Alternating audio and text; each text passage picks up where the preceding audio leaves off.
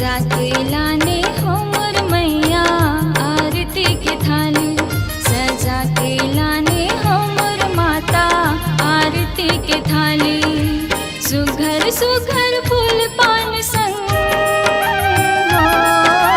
सुघर सुघर फूल पान संग सिंदूर लाले लाले, सजा के लाने हो मोर मैया आरती के थाली, सजा के लाने हो मोर माता आरती के थाली।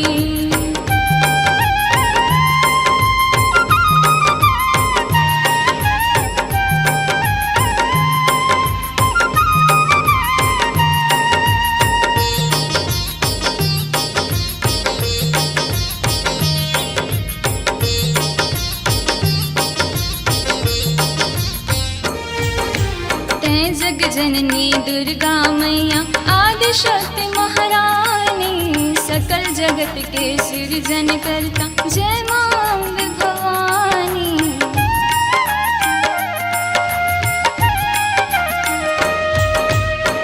जग जननी दुर्गा मैया आदि शक्ति महारानी, सकल जगत के सृजन करता जय मां अम्बे भवानी।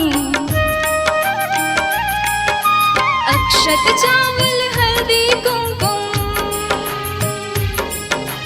अक्षत चावल हल्दी कुमकुम संग मां दिया बाती, सजा के लाने हो मोर मैया आरती के थाली, सजा के लाने हो मोर माता आरती के थाली।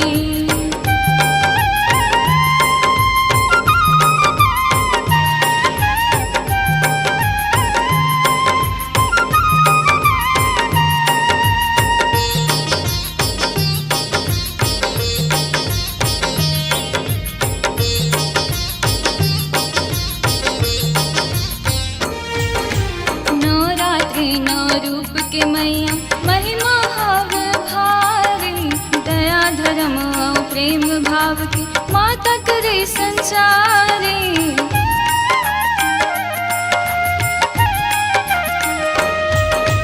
नवरात्रि नौ रूप के मैया महिमा हव भारी, दया धर्म और प्रेम भाव की माता करे संचारी।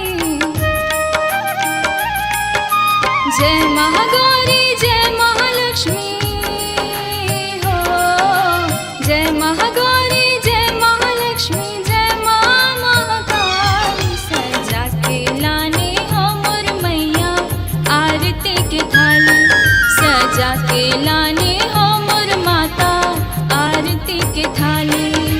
सुघर सुघर फूल पान संग हो, सुघर सुघर फूल पान संग सिंदूर लाले लाले, सजा के लाने हो मोर मैया आरती के थाली, सजा के लाने हो मोर माता आरती के थाली, सजा के लाने हो मोर मैया आरती के थाली, सजा के लाने हो मोर माता आरती के थाली, सजा के लाने